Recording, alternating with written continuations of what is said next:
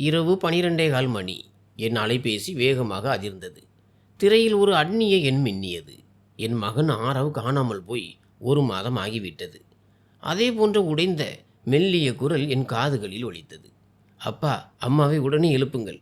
இப்போதே இருவரும் வீட்டை விட்டு வெளியேறுங்கள். சீக்கிரம். அவள் இன்றிரவு உங்கள் இருவரையும் உயிருடன் எரித்து விடுவாள்.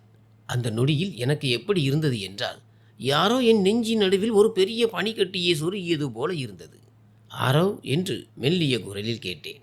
மகனே, நீ எங்கே இருக்கிறாய்? நீ நலமாகத்தானே இருக்கிறாய்? மறுபுறம் இருந்து வேகமான சுவாச சத்தம் மட்டுமே கேட்டது. மீண்டும் அதே பதற்றமான குரல். அப்பா, நேரமில்லை. அம்மாவை எழுப்புங்கள். பாஸ்போர்ட், நில பத்திரங்கள் மற்றும் முக்கியமான ஃபைல்களை மட்டும் எடுத்துக்கொள்ளுங்கள். விளக்கை எரிய விடாமல் வீட்டை விட்டு வெளியேறுங்கள். நீங்கள் இருவரும் ஆழ்ந்த உறக்கத்தில் இருப்பதாக அவள் நினைக்கிறாள். இன்று இரவு வீடு எரிய போகிறது. நீங்களும் அவளுடன் சேர்ந்து. தயவு செய்து அப்பா, என்னை நம்புங்கள். திடீரென்று ஃபோன் துண்டிக்கப்பட்டது. ஹலோ ஆரவ், ஆரவ். திரையில் கால் எண்டட் என்று வந்தது. நான் உடனே மீண்டும் அழைக்க முயன்றேன். இந்த எண் பயன்பாட்டில் இல்லை என்ற அந்த தடித்த குளிரான பதிவு செய்யப்பட்ட குரல் கேட்டது. ஒரு நொடி என் மூளை சொன்னது, இது கனவு, ஒரு கெட்ட கனவு. நீ ஒரு ஓய்வு பெற்ற நீதிபதி. உன் மூளை சோர்வடைந்துள்ளது. நீ அளவுக்கு அதிகமாக சிந்திக்கிறாய். ஆனால் 30 ஆண்டுகள் நீதிமன்றத்தில் அமர்ந்து ஒரு விஷயத்தை கற்றுக்கொண்டேன். பயம் பல நேரங்களில் பொய் சொல்லலாம், ஆனால் உள்ளுணர்வு ஒருபோதும் பொய் சொல்லாது. அந்த நிமிடம் என் உள்ளுணர்வு கத்தி கொண்டிருந்தது. ஓடு, இப்போதே ஓடு. சுவரில் இருந்த கடிகாரத்தை பார்த்தேன். இரவு 12:30 மணி. அந்த நள்ளிரவில் மொத்த குடியிருப்பும் உறங்கிக் கொண்டிருந்தது. வெளியே மெல்லிய காற்று வீசி கொண்டிருந்தது. ஜன்னல் திரைகள் மெதுவாக அசைந்து கொண்டிருந்தன. நான் ஒரு வினாடியை கூட வீணாக்கவில்லை. அறையை விட்டு மெதுவாக வெளியே வந்தேன்.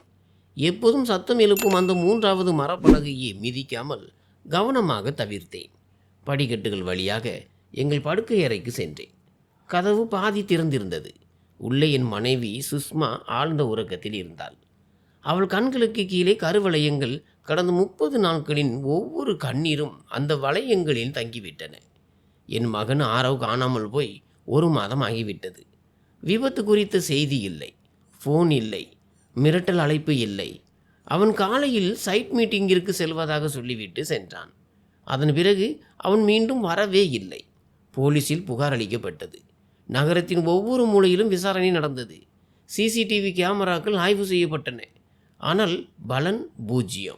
இந்த 30 நாட்களில் எங்கள் மருமகள் ரியா எங்கள் வீட்டிலேயே உள்ள விருந்தினர் அறையில் வந்து தங்கி கொண்டாள். கையில் 2 சூட்கேஸ்கள், முகத்தில் கண்ணீர், குரலில் துக்கம் மற்றும் ஒவ்வொரு 2வது நாளும் ஒரே கேள்வி. மாமா, இன்சூரன்ஸ் ஃபைல்கள் எங்கே வைத்துள்ளீர்கள்? ஒருவேளை ஆரவ் கிடைக்கவில்லை என்றால் எனக்கு எதுவும் புரியவில்லை. அந்த நேரத்திலும் நான் கவனித்தேன். அவளது கண்கள் கலங்கியிருந்தன. ஆனால் உண்மையாகவே உடைந்த மனிதனின் கண்களில் இருக்கும் அந்த வெறுமை அதில் இல்லை.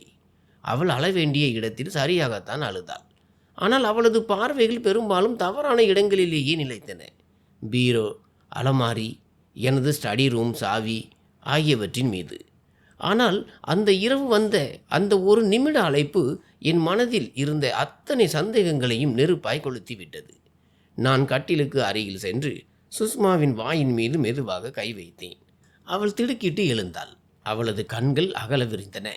பயப்படாதே என்று அவள் காதருகே கிசுகிசுத்தேன். நான் தான். என் பேச்சை மட்டும் கவனி. எந்த கேள்வியும் கேட்காமல் உடனே துணிகளை மாற்று. முக்கியமான ஆவணங்களை எடுக்க எனக்கு உதவி செய். நாம் இப்போதே வீட்டை விட்டு வெளியேற வேண்டும். என்ன ஆச்சு? ஆரவ் ஃபோன் செய்தான். அவளது கண்களை பார்த்தபடி நான் சொன்னேன். அவன் உயிருடன் இருக்கிறான். சுஷ்மா, இன்றிரவு இந்த வீடு எரியும் என்று அவன் சொன்னான். ஒரு நிமிடம் அவள் கண்களில் நம்பிக்கை மின்னியது. அவன் உயிருடன் இருக்கிறானா? அடுத்த நொடியே அதே கண்கள் பயத்தால் விரிந்தன. வீடு எரியுமா? எல்லாம் விளக்குகிறேன் என்று அவள் கையை இறுக்கமாக பிடித்தேன். இப்போது இருக்கும் நம்பிக்கையை மட்டும் என் மீது வை. முடிந்தவரை அமைதியாக இரு.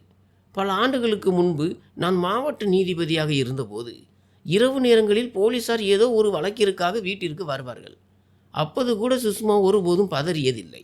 இன்றும் அவள் ஆழமாக 2 முறை மூச்சை இழுத்துவிட்டு எழுந்து அலமாரி பக்கம் சென்றாள். பாஸ்போர்ட், நிலப்பத்திரங்கள், உன்னுடைய ஓய்வூதிய ஆவணங்கள் எல்லாம் பீரோவில் தான் உள்ளன என்று தன்னை தேற்றிக் கொண்டு கூறினாள். நான் எடுக்கிறேன். கீழே விருந்தினர் அறையில் எங்கள் மருமகள் ரியா ஆழ்ந்த உறக்கத்தில் இருந்தாள். மேலிருந்து பார்ப்பதற்கு அப்படித்தான் தெரிந்தது. மாலையில் அவள் சுஷ்மாவின் தோளில் தலை சாய்த்து அழுது கொண்டே சொன்னாள், அத்தை, நீங்கள் இல்லாமல் நான் உடைந்து போய்விடுவேன். இன்னும் சில நாட்கள் இங்கே தங்க விடுங்கள். இப்போது என் மகன் சொல்கிறான், அதே மருமகள்தான் எங்களை நெருப்பில் தள்ளப் போகிறாள் என்று. நான் விரைவாக பீரோவின் சாவியை திருப்பினேன். அந்த சிறிய உலோக சத்தம் என் காதுகளுக்கு வெடிகுண்டு வெடிப்பது போல இருந்தது.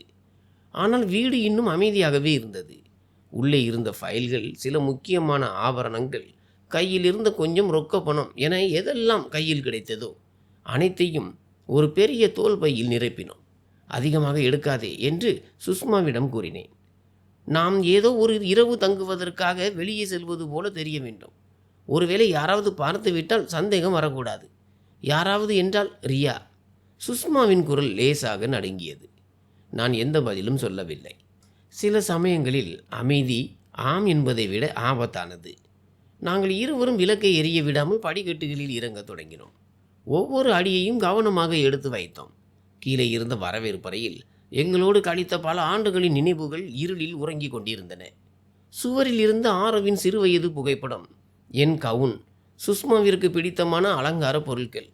நான் ஒவ்வொரு இரவும் காஃபி அருந்தும் அதே காஃபி மக். இன்று முதல் முறையாக உணர்ந்தேன், இந்த வீடு வெறும் சுவர்களாலும் பொருட்களாலும் ஆனது மட்டுமல்ல, இது ஒரு உயிர். யாரோ ஒருவர் அதன் நரம்புகளில் விஷத்தை ஏற்றி கொண்டிருக்கிறார்கள் என்று. நாங்கள் வீட்டின் பின்புற கதவு வழியாக கேரேஜிற்கு சென்றோம். காரின் சாவி எங்கே என்று சுஷ்மா கிசுகிசுத்தார். என்னிடம் உள்ளது என்று பாக்கெட்டை தடவி கொண்டே சொன்னேன். ஆனால் இன்ஜினை இப்போது ஸ்டார்ட் செய்ய வேண்டாம். வெளியே இருந்த மெயின் கேட் ஆட்டோமேட்டிக் வகை. பட்டனை அழுத்தினால் சத்தத்துடன் திறக்கும். நான் அப்படி செய்திருந்தால் பாதி குடியிருப்பு விழித்து கொண்டிருக்கும். நம்மை விட விழித்து இருக்கக்கூடாத அந்த நபர் ரியா முதலில் விழித்திருப்பாள். நான் மேல்தளத்தின் கைப்பிடியை ஒரு முறை கவனித்தேன். அங்கே எந்த அசைவும் இல்லை. பின்னர் மெதுவாக சென்று கேட்டின் அருகில் இருந்த பழைய மேனுவல் ஹேண்டலை பிடித்தேன். கீழே இழுத்தேன். இரும்பு சங்கிலி லேசாக ஒலித்தது. கேட்டு சத்தம் இல்லாமல் உயர்ந்தது. பழைய அனுபவம், பழைய பயமும் அந்த நொடியில் கை கொடுத்தன. நீ டிரைவர் இருக்கையில் அமர் என்று சுஷ்மாவிடம் சொன்னேன். ஆனால் இன்ஜினை ஸ்டார்ட் செய்யாதே. நான் பின்னால் இருந்து காரை தள்ளுகிறேன். நாம் சரிவான பாதையில் இருக்கிறோம். கார் தானாகவே கீழே நகர்ந்துவிடும். சுஷ்மா எந்த கேள்வியும் கேட்கவில்லை. அவள் இருக்கையில் அமர்ந்து பையை மடியில் இறுக பற்றி கொண்டாள். நான் காரின் பின்னால் கைகளை வைத்து ஆழமாக மூச்சை இழுத்து விட்டு மெல்ல தள்ளினேன். எங்கள் பழைய செடான் கார் மெதுவாக பின்னோக்கி நகர்ந்தது. டயர்கள் தரையில் உரசும் மெல்லிய சத்தம் காங்கிரீட்டில் கேட்டது. ஆனால் இரவு காற்று மற்றும் தூரத்தில் நாய் குரைக்கும் சத்தத்தில் அந்த சத்தம் மறைந்து விட்டது. நாங்கள் கேட்டிற்கு வெளியே செல்லும் தருணத்தில் ஒரு நிமிடம் நின்றேன். வழக்கப்படி கார் கேட்டில் உரசுமா என்று பார்க்க ரியர் வியூ கண்ணாடியை பார்த்தேன். அந்த சிறிய கண்ணாடியில் என் உலகமே தலைகீழாக மாறியது. என் ஸ்டடி ரூம் இருந்த பக்கவாட்டு பகுதியில் ஒரு நிழல் வெளியேறியது. கருப்பு உடை, பின்னால் கட்டப்பட்ட தலைமுடி, கையில் பெட்ரோல் பங்குகளில் இருப்பது போன்ற ஒரு பெரிய சிவப்பு நிற பிளாஸ்டிக் கேன். அது ரியா, என் மருமகள். அவள் நேராக சுவரை நோக்கி சென்றாள். கவனமாக சுற்றும் முற்றும் பார்த்தாள். பின் கேனின் மூடியை திறந்தாள். அதன் நெடிய வாசனை என் மூக்கை துளைத்தது. மண்ணெண்ணெய் அல்லது பெட்ரோல், ஏதோ ஒன்று. மிக மெதுவாக மாவை பிசையும் போது தண்ணீர் ஊற்றுவது போல அவள் சுவரின் ஓரங்களில் அந்த திரவத்தை ஊற்றத் தொடங்கினாள். அவளது முகத்தில் எந்த அவசரமும் இல்லை, எந்த பயமும் இல்லை. வெறும் சலனமற்ற தன்மை. வேலையில் இருக்கும் ஒரு தொழிலாளியைப் போல மிகுந்த கவனத்துடன் கூடிய முகம். என் விரல்கள் ஸ்டீரிங்கில் இறுக்கி கொண்டன. கார் இப்போது சாலையை நோக்கி இருந்தது. ஆனால் என் கண்கள் அந்த சிறிய கண்ணாடியிலேயே நிலைத்திருந்தன. ராகவ், சுஷ்மா மெதுவாக கேட்டாள். என்ன பார்க்கிறாய்? அசையாதே என்று நான் சத்தம் இல்லாமல் சொன்னேன். திரும்பி பார்க்காதே, தலையை குனிந்து வை. என் ஸ்டடி ரூம் ஜன்னல் சட்டத்திற்கு கீழே சுவரோரமாக ரியா பெட்ரோலை ஊற்றி ஒரு தடிமனான கோட்டை வரைந்து கொண்டிருப்பதை நான் பார்த்தேன். மரத்தாலான பழைய தூண் தொடங்கும் அந்த இடத்தில்தான் அவள் பெட்ரோலை ஊற்றுகிறாள். ஒரு தீப்பொறி பட்டால் அந்த தூண் தீப்பற்றி எரியும் என்பது எனக்கு தெரியும். சில நிமிடங்களில் அந்த அறை ஒரு சூளையாக மாறும். அந்த பெட்ரோல் கோட்டை மெதுவாக விரிவுபடுத்தி வீட்டின் பிரதான கதவு வரை கொண்டு வந்தாள். ஒரு பூஜை தட்டை ஏந்தி செல்வதைப் போல மிகுந்த கவனத்துடன் செய்துவிட்டு பின்னாடி நகர்ந்து நின்று தன் வேலையை ரசித்து நோக்கினாள். ஒரு கலைஞர் தன் ஓவியத்தை பார்ப்பது போல. என் நெஞ்சுக்குள் கனல் எரிந்தது. ஆனால் நான் அசையவில்லை. காரை நியூட்ரல் நிலையிலேயே வைத்திருந்தேன். பிரேக்கை மெதுவாக விட்டு கார் சாலையை நோக்கி பின்னோக்கி செல்ல அனுமதித்தேன். நாங்கள் சற்று தொலைவு சென்றதும் காலனியின் விளக்கு வெளிச்சம் பின்தங்கியது. நிலவொளி மட்டும் எங்களை சூழ்ந்தது. சாலைக்கு வந்ததும் முதன்முறையாக இக்னிஷனை திருப்பினேன். இன்ஜின் இருமி கொண்டே உயிர் பெற்றது. இப்போது சொல்லுங்கள். சுஷ்மாவின் குரல் நடுங்கியது. என்ன நடக்கிறது? ரியா எங்கே? நான் சாலையின் வளைவு வரை காரை கொண்டு சென்றேன். ஒரு பெரிய புதர் மறைவில் காரை நிறுத்தினேன். அதனால் எங்களுக்கு வீடு தெளிவாக தெரிந்தது. ஆனால் நாங்கள் அங்கு இருப்பது யாருக்கும் தெரியாது. ரியா, நான் பெருமூச்சு விட்டு சொன்னேன். அவள் வீட்டை சுற்றி பெட்ரோல் ஊற்றுகிறாள். சுஷ்மா ஒரு நிமிடம் என்னை பார்த்தாள். பிறகு வீட்டை பார்த்தாள். பின்னர் இருக்கையில் அப்படியே சரிந்து விழுந்தாள். அவள் இதழ்கள் நீளமாக மாறத் தொடங்கின. அவள் நம்மை கொன்று விடுவாள். அவள் விரும்புவதும் அதைதான் என்று நான் பற்களை கடித்து கொண்டு சொன்னேன். ஆனால் இன்று நாம் அவள் எழுதிய திரைக்கதைப்படி நடக்க மாட்டோம். நான் என் அலைபேசியை எடுத்து அவசர உதவி எண்ணை டயல் செய்தேன். என் மூளையில் இருந்த நீதிபதி, உன் பெயரை இப்போது சொல்லாதே, தீ விபத்து பற்றி மட்டும் சொல், மற்ற விஷயங்களுக்கு பிறகு நேரம் கிடைக்கும் என்று சொன்னது. நான் சுருக்கமாக தகவல் அனுப்பினேன். காலனி, அந்த வீட்டு எண், ஒருவர் வீட்டை சுற்றி பெட்ரோல் ஊற்றுகிறார், உடனடியாக தீயணைப்பு வாகனத்தை அனுப்புங்கள், மறுமுனையிலிருந்து குழு புறப்படுகிறது என்ற பதில் வந்தது. நான் இணைப்பை துண்டித்தேன். சில நொடிகள் கழித்து ரியா தன் பையில் இருந்து ஒரு சிறிய லைட்டரை எடுப்பதை நாங்கள் பார்த்தோம். 2 முறை பற்ற வைக்க முயன்றாள். 3வது முறை ஒரு சிறிய நீல மஞ்சள் சுடர் எழுந்தது. அந்த சுடரை பெட்ரோல் ஊற்றப்பட்டிருந்த கோட்டின் நுனியில் வைத்தாள். ஒரு கணம் எல்லாம் உறைந்து நின்றது. பின் திடீரென பெட்ரோல் தீப்பற்றியது. முதலில் ஒரு சிறிய கோடு போல சுவருக்கு அடியில் பரவிய தீ நொடியில் வேகமாக விரிவடைந்தது. சில நொடிகளில் என் ஸ்டடி ரூம் ஜன்னலுக்கு கீழே இருந்த பகுதி எரிய தொடங்கியது. பின் ஜன்னல் திரைகள் தீப்பிடித்தன. ஐயோ கடவுளே! சுஷ்மாவின் வாயில் இருந்து மெல்லிய அலறல் வெளிப்பட்டது. நான் அசையாமல் பார்த்து கொண்டிருந்தேன். தீ மேலோக்கி பரவியது. மரத்தால் ஆன தூண்களுக்கு இடையே புகை கிளம்பியது. கண்ணாடியின் பின்னால் இருந்த அந்த ஸ்டடி ரூம், அங்குதான் நான் நூற்றுக்கணக்கான ஃபைல்களை வாசித்தேன், தீர்ப்புகளை எழுதினேன், ஆரவுடன் அமர்ந்து சதுரங்கம் விளையாடினேன். அனைத்தும் இப்போது எரியும் நெருப்புக்கு பின்னால் மறைந்து கொண்டிருந்தன. ரியா ஒரு முறை கூட மேலே ஜன்னலை பார்க்கவில்லை. அவள் லைட்டரை அணைத்துவிட்டு காலி பெட்ரோல் கேனை எடுத்துக்கொண்டு மிகவும் நிதானமாக தன் காரை நோக்கி சென்றாள். கார் ஸ்டார்ட் ஆனது. முகப்பு விளக்குகளை எரிய விடாமல் மெதுவான வேகத்தில் அவள் காலனியை விட்டு வெளியேறினாள். நாங்கள் இருவரும் தூங்கி கொண்டிருக்கிறோம் என்றும், இன்னும் சில நிமிடங்களில் நாங்கள் இருவரும் அந்த தீயில் கருகி இறந்து விடுவோம் என்றும் அவள் உறுதியாக நம்பினாள். அவள் சென்ற அரை நிமிடத்திற்கு பிறகு நான் காரின் விளக்குகளை அணைத்தேன். ஆனால் இன்ஜினை ஓடவிட்டபடியே வைத்திருந்தேன். நாங்கள் அந்த புதருக்கு பின் மறைந்திருந்தோம். சிறிது நேரத்தில் தீயணைப்பு வாகனங்களின் சைரன் சத்தம் தூரத்தில் கேட்டது. எங்கள் வீடு இப்போது உண்மையாகவே எரிந்து கொண்டிருந்தது. மேலே இருந்த எங்கள் படுக்கை அறை 1 மணி நேரத்திற்கு முன் நாங்கள் உறங்க நினைத்த அதே இடம் இப்போது தீப்பிழம்புகளில் சரிந்து கொண்டிருந்தது. ஒரு ஜன்னல் கண்ணாடி தடால் என்று உடைந்து சிதறியது. நாங்கள் அங்கேயே இருந்து இருப்போம் என்று விம்மினாள் சுஷ்மா.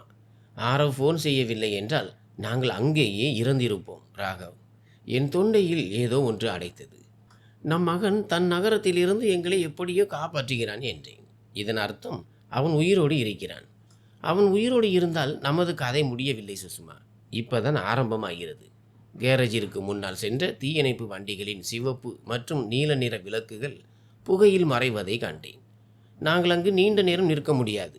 யாராவது எங்கள் காரை கண்டாலோ அல்லது தீயணைப்பு படையினர் என்னை பார்த்தாலோ நாங்கள் உயிரோடு இருப்பது ரியாவுக்கு தெரிந்துவிடும். நாங்கள் கிளம்ப வேண்டும். இப்போதைக்கு நாம் இறந்து விட்டோம் என்றேன் மெதுவாக. உலகத்திற்கு, அண்டை வீட்டாருக்கு, ஏன் ரியாவுக்கும் கூட. நாம் ஆரவை அடைய வேண்டுமானால் நாம் பேய்களைப் போல வாழ வேண்டும். எங்கே போக போகிறோம்? நகருக்கு வெளியே ஒரு சிறிய லாட்ஜ் இருக்கு. பணத்தை கொடுத்து போலி பெயரில் அறை எடுப்போம். எந்த அடையாளமும் இல்லை, உறவினர்கள் இல்லை, நண்பர்கள் இல்லை. நீ, நான் மற்றும் இந்த ஆவணங்கள் மட்டும் போதும். ரியர் வியூ கண்ணாடியில் என் வீட்டை கடைசி முறையாக பார்த்தேன். தீ கூரை வரை பரவி இருந்தது. நெருப்பு வானத்தை தொட துடித்தது. 30 வருட மன வாழ்க்கை, 25 வருட வளர்ப்பு, என் வேலையின் நினைவுகள் அனைத்தும் அந்த வீட்டில் இருந்தன. இன்று அவை சாம்பலாகி கொண்டிருந்தன.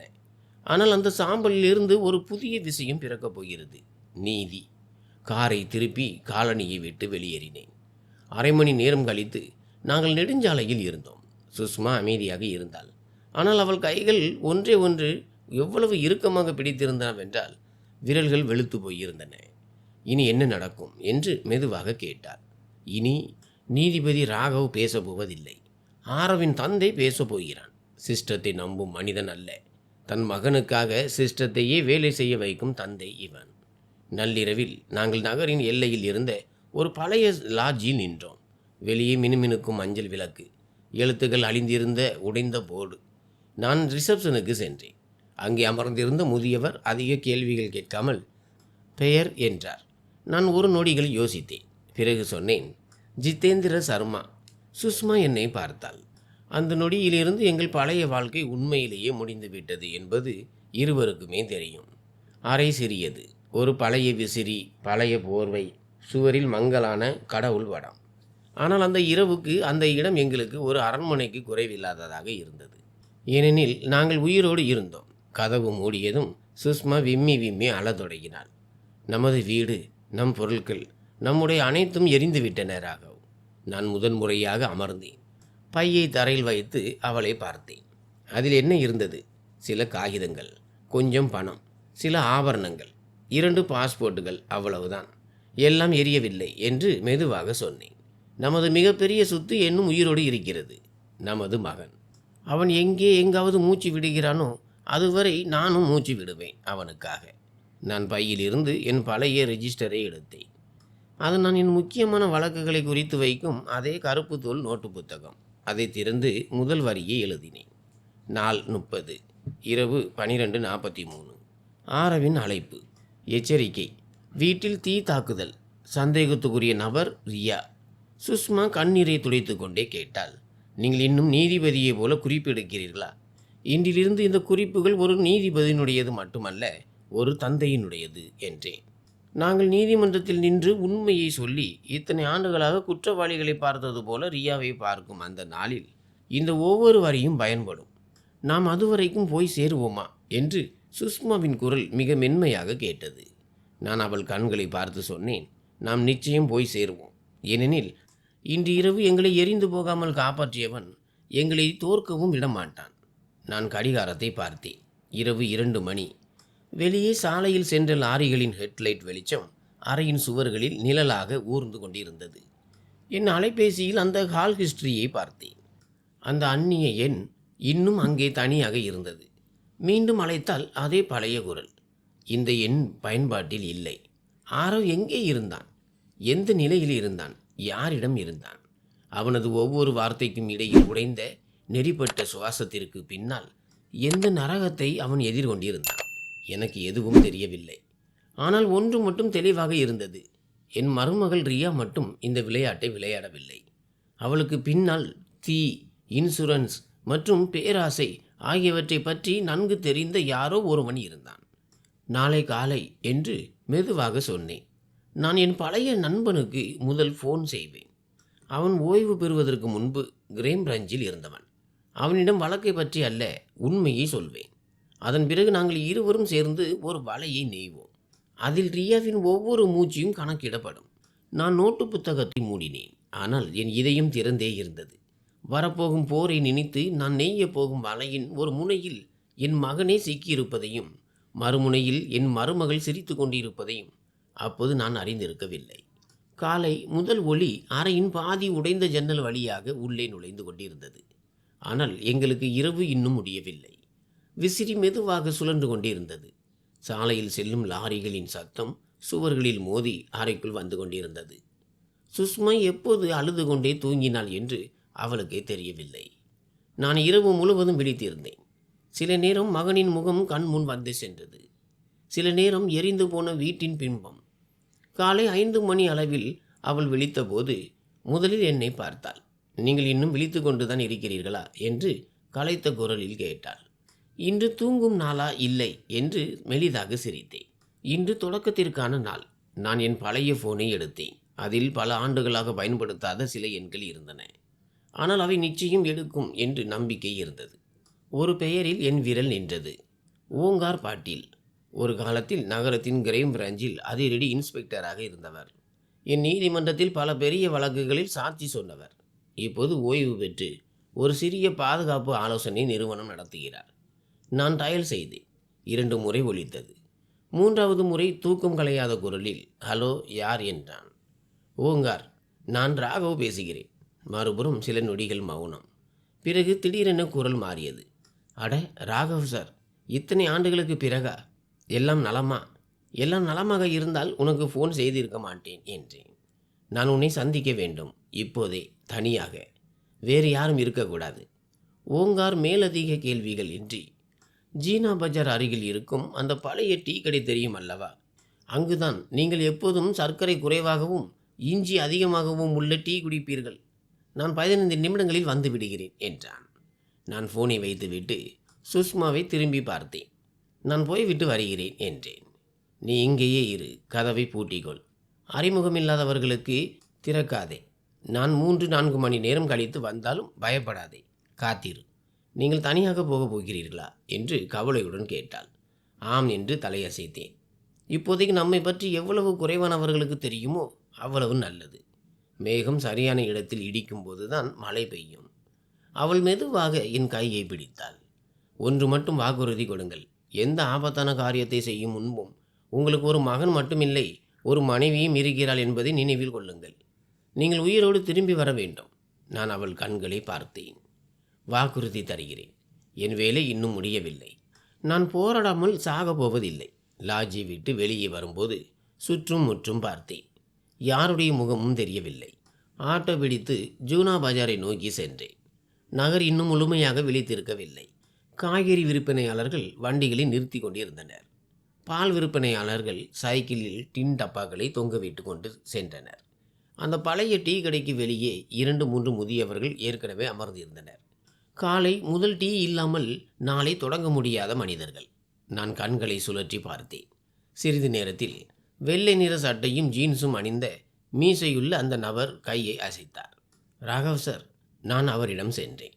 பல ஆண்டுகள் கடந்தும் அவனது கண்களில் இருந்த அந்த விழிப்புணர்வு குறையவில்லை. நீங்கள் இன்னும் அதே போல்தான் இருக்கிறீர்கள் என்று சிரித்தான். முடி கொஞ்சம் நரைத்திருக்கிறது, உன் வயிறு கொஞ்சம் பெரிதாகி இருக்கிறது என்றேன். நான் முதன்முறையாக மெலிதாக சிரித்தேன். ஆனால் அடுத்த நொடியே எங்கள் முகங்கள் தீவிரமடைந்தன. என்ன நடந்தது என்று ஓங்கார் நேரடியாக விஷயத்திற்கு வந்தான். உன் குரலில் இருந்து இது வெறும் விளையாட்டு அல்ல, ஒரு போர் என்று புரிகிறது. நான் ஆழமாக மூச்சை இழுத்தேன். 1 மாதம் முன்பு என் மகன் ஆரவ் காணாமல் போனான் என்று தொடங்கினேன். போலீஸ் தன் தரப்பில் முயற்சித்தது, ஆனால் ஒன்றும் கிடைக்கவில்லை. நேற்று இரவு திடீரென ஒரு அந்நிய எண்ணிலிருந்து ஃபோன் வந்தது. அதே குரல், பலவீனமாக இருந்தது. ஆனால் அது என் மகன். அம்மாவை எழுப்பி இப்போதே வீட்டை விட்டு வெளியேறுங்கள், இன்றிரவு வீடு எரியும் என்று மட்டும் சொன்னான். ஓங்காரின் கண்கள் சுருங்கின. வீடு எரிந்ததா? ஆம் என்று மெதுவாக சொன்னேன். என் வீட்டை எரித்தது என் சொந்த மருமகள்தான். நேற்று இரவு நடந்த அனைத்து சம்பவங்களையும் அவனிடம் விவரித்தேன். சத்தமில்லாமல் நாங்கள் எப்படி வீட்டிலிருந்து வெளியேறினோம், ரியர்வியூ கண்ணாடியில் ரியா பெட்ரோல் ஊற்றுவதை பார்த்தது, அவள் லைட்டரால் தீ வைத்தது, தூரத்தில் நின்று நாங்கள் எரியும் வீட்டை பார்த்தது என அனைத்தையும் கூறினேன். ஓங்கார் அமைதியாக கேட்டுக்கொண்டிருந்தான். அவன் ஆழமாக சிந்திக்கும் போது செய்யும் பழக்கப்படி அவன் விரல் டீ கப் ஓரத்தில் விளையாடி கொண்டிருந்தது. மருமகளின் பெயர் என்று கேட்டான். ரியா என்றேன். ஆரவுடன் அவளுக்கு திருமணமாகி 6 ஆண்டுகள் ஆகிறது. வெளியில் பார்ப்பதற்கு எல்லாம் நன்றாக இருந்தது. ஆனால் கடந்த ஓராண்டாக அவள் கண்களில் வேறொன்றை கண்டேன். பேராசை மற்றும் விரைவாக பணக்காரராக வேண்டும் என்ற ஒரு விசித்திரமான பதற்றம். வேறு யாராவது ஆட்கள் என்று ஓங்கார் நேரடியாக கேட்டான். நான் தலையசைத்தேன். நிச்சயமாக தெரியாது, ஆனால் சந்தேகம் உள்ளது. ஆரவ் காணாமல் போவதற்கு 2 நாட்களுக்கு முன்பு சொன்னான். டாட், ரியாவுக்கு ஒரு புதிய கான்ட்ராக்டர் அறிமுகமாகி இருக்கிறார். அவர் அவளுக்கு முதலீட்டு திட்டங்களை சொல்கிறார். அப்போது நான் அதை சாதாரணமாக எடுத்துக்கொண்டேன். இப்போதுதான் தோன்றுகிறது அந்த துப்பு தான் மிக முக்கியமானது என்று. போலீஸிடம் ஏதாவது சொன்னீர்களா என்று அடுத்த கேள்வியை கேட்டான். தீயணைப்பு படைக்கு அனாமதேயமாக ஃபோன் செய்தேன், ஆனால் என் பெயரை சொல்லவில்லை. இப்போது நான் நேராக போலீஸிடம் சென்று என் மருமகள் எங்களை எரிக்க முயன்றாள் என்று சொன்னால் அவர்கள் என்னை முதலில் பைத்தியக்காரனாக கருதுவார்கள், அல்லது ரியாவிடம் எல்லாவற்றையும் சொல்லிவிடுவார்கள். ஒருவேளை அவர்கள் என் மகனை எங்காவது பிணை கைதியாக வைத்திருந்தால் அவர்கள் செய்யும் முதல் காரியம் என்னவாக இருக்கும்? சாட்சியை அளிப்பது என்று ஓங்கார் அவனே பதிலளித்தான். அதாவது உங்கள் மகனையே கொன்று விடுவார்கள், அதனால்தான் எனக்கு ஆதாரங்கள் தேவை என்றேன். வெறும் போலீஸ் விசாரணையில் மட்டுமல்ல, நீதிமன்றத்திலேயே நிற்கக்கூடிய ஆதாரம் வேண்டும். நான் நீதிபதியாக இருந்தவன் ஓங்கார். பாதி முடித்த வழக்குகள் எப்படி தவிடுபடியாகும் என்பது எனக்கு தெரியும். ஓங்கார் அமைதியானான். டீயின் கடைசி மடக்கை அறிந்துவிட்டு கிளாஸை மேஜையில் வைத்தான். சரி என்று மெதுவாக சொன்னான். இனி இந்த வழக்கு கிரைம் பிராஞ்சியுடையது அல்ல, ஓங்காருடையது. ராகவ் சார், நீங்கள் வெறும் தந்தை மட்டுமல்ல, என் பழைய நீதிபதியும் கூட. நான் உங்களை ஏமாற்ற மாட்டேன். முதலில் நாம் என்ன செய்ய வேண்டும் என்று கேட்டேன். முதலில் ரியா எங்கே இருக்கிறாள் என்று கண்டறிய வேண்டும் என்றான். ஓங்கார், உங்கள் மருமகள் நீங்கள் இருவரும் எரிந்து இறந்து விட்டதாக நினைத்து கொண்டிருப்பாள். சரி, ஒருவேளை இருக்கலாம் என்றேன். நாங்கள் அங்கிருந்து நேராக கிளம்பிவிட்டோம். அண்டை வீட்டார்கள் என்ன நினைக்கிறார்கள் என்று எனக்கு தெரியவில்லை. இதுவரை யாருக்கும் ஃபோன் கூட செய்யவில்லை. அப்படி என்றால் அவள் இப்போது நிம்மதியான நிலையில் இருப்பாள் என்றான் ஓங்கார். துக்கமான நிலை அல்ல, உண்மையான அந்த ஆடம்பர ஷாப்பிங் மோகம் கொண்ட நிலையில் இருப்பாள். அவளுக்கு பின்னால் ஏதோ ஒரு கான்ட்ராக்டரோ அல்லது கூட்டாளியோ இருந்தால் இப்போது அவர்கள் தங்கள் வெற்றியை பற்றி திட்டமிட்டு கொண்டிருப்பார்கள். அங்கிருந்து தான் நாம் அவர்களை பிடிக்கப் போகிறோம். அவன் தன் பையிலிருந்து பழைய ஸ்மார்ட் போனை எடுத்து 2-3 எண்களை அழைத்தான். வீரு, ஓங்கார் பேசுகிறேன். ஆம், அந்த பழைய கேஸ் ஓங்கார். இன்று நகரில் ஒரு கொலை வழக்கு இல்லை. நடக்கவிருந்த கொலை தடுக்கப்பட்ட வழக்கு. லொக்கேஷனை அனுப்புகிறேன். உன் ஆட்களில் இருவருடன் உடனடியாக அங்கு செல். ஆனால் தூரத்தில் இரு. காரையும் மக்கள் நடமாட்டத்தையும் மட்டும் கவனி. வீடியோவில் பதிவு செய்ய முடிந்தால் இன்னும் சிறப்பு. விவரங்களை பிறகு சொல்கிறேன். நான் அவனை பார்த்தேன். யாரை பற்றி லொக்கேஷன் கொடுத்தாய்? உங்கள் பழைய வீட்டை பற்றி என்றான். தீ விபத்து நடந்தால் தீயணைப்பு படை, போலீஸ், அண்டை வீட்டார் என அனைவரும் அங்கு இருப்பார்கள். இப்படிப்பட்ட சமயத்தில் சிறந்த நடிப்பு செய்பவர் யார்? அந்த பரிதாபமான விதவை மருமகள் தான். ரியா அங்கே என்ன செய்கிறாள், யாரிடம் பேசுகிறாள், எங்கே செல்கிறாள் என்பதை நாம் கவனிக்க வேண்டும். அதற்கு முன்னதாக அவள் ஏதாவது ஃபோன் செய்தாளா என்று கேட்டேன். ஃபோன் ரெக்கார்ட்ஸ் நேரடியாக டெலிகாம் நிறுவனத்தில் இருந்து கிடைக்காது என்று தோள்களை உயர்த்தினான். ஆனால் நம் பழைய நகரத்தில் இன்னும் சில கடமைகள் பாக்கி உள்ளன. முயற்சி செய்கிறேன். இப்போதைக்கு நாம் அவளை தூரத்தில் இருந்து கண்ணில் படாமல் பின்தொடர வேண்டும். அடுத்த 2 மணி நேரம் மிகவும் மெதுவாக நகர்ந்தது. நானும் ஓங்காரும் அவனது சிறிய அலுவலகத்தில் அமர்ந்திருந்தோம். ஒரு அறை, 2 நாற்காலிகள், ஒரு பழைய மேஜை, சுவரில் இந்தியாவின் வரைபடம். முன்னால் மேஜையில் 3 திரைகள். அதில் 2 இப்போது அணைக்கப்பட்டு இருந்தன. சுஷ்மாவை பாதுகாப்பான இடத்தில் வைத்திருப்பது நல்லது என்றான். ஏனெனில் நீங்கள் இருவரும் தப்பித்து விட்டீர்கள் என்று ரியாவுக்கு சிறிது சந்தேகம் வந்தாலும் அவள் நேராக பிளான் பிக்கு சென்று விடுவாள். அந்த திட்டத்தில் முதலில் பலியாவது பணைய கைதியாக இருப்பவர்தான். நான் ஒவ்வொரு 5 நிமிடத்திற்கும் அலைபேசி திரையை பார்த்தேன். ஏதோ ஒரு அதிசயம் நடக்கும் என்று. 2 மணி நேரம் கழித்து திரையில் ஒரு வாட்ஸ்அப் கால் வந்தது, வீரு என்ற பெயரில். ஓங்கார் அதை ஏற்று ஸ்பீக்கரை ஆன் செய்தான். சொல் என்றான் ஓங்கார். சார், தீ மிகவும் பெரியதாக எரிந்திருந்தது. மறுமுனையிலிருந்து ஒரு இளைஞனின் குரல் கேட்டது. ஆனால் தீயணைப்பு படை கட்டுப்படுத்தி விட்டது. அண்டை வீட்டார் உள்ளே இருந்த முதிய தம்பதிகள் தப்பித்திருக்க வாய்ப்பில்லை என்று பேசிக்கொள்கிறார்கள். நீங்கள் சொன்னது போலவே யாரும் உங்களை அடையாளம் காணவில்லை. நான் தூரத்திலேயே இருந்தேன். என் இதயம் ஒரு கணம் நின்று துடித்தது. உலகத்தை பொறுத்தவரை நானும் சுஷ்மாவும் உண்மையிலேயே இறந்து விட்டோம். ரியா என்று ஓங்கார் கேட்டான். அதுதான் சுவாரஸ்யமான விஷயம் சார் என்றான் வீரு. மருமகள் மேடம் முதலில் வந்து நன்றாக அழுதாள், கத்தினாள், அத்தை, மாமா என்று. பிறகு சிறிது நேரம் கழித்து அமைதியானாள். போலீஸிடம் மாமனார் மாமியார் இன்சூரன்ஸ் மற்றும் சொத்து பத்திரங்களை எப்போதும் மறைத்து வைப்பார்கள். எனக்கு எதுவும் தெரியாது. நான் அனாதையாகிவிட்டேன் என்று சொன்னாள். நான் பற்களை கடித்து கொண்டேன். பிறகு சார் 1 மணி நேரம் அங்கேயே உட்கார்ந்து அனைவரையும் கவனித்து கொண்டிருந்தாள். திடீரென எங்கோ செல்வதற்கு அவசரம் காட்டினாள். 15-20 நிமிடங்களுக்கு முன் தன் காரில் கிளம்பிவிட்டாள். நான் பின்தொடர்கிறேன். லொக்கேஷனை அனுப்பு என்றான் ஓங்கார். அலைபேசியில் ஒரு பின் வந்தது. நகரின் பெரிய மாலுக்கு அருகில் இருக்கும் ஒரு விலை உயர்ந்த காஃபி ஷாப், கிளாசிக் என்று முணுமுணுத்தான் ஓங்கார். நகரின் பாதியளவு காதல் விவகாரங்கள், பாதி சட்டத்திட்டங்கள் அங்கேதான் தீர்க்கப்படுகின்றன.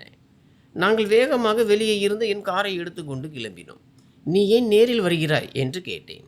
ஏனென்றால் இது வெறும் ஸ்டிங் ஆபரேஷன் அல்ல, என் நீதிபதியின் வழக்கு என்றான் ஓங்கார்.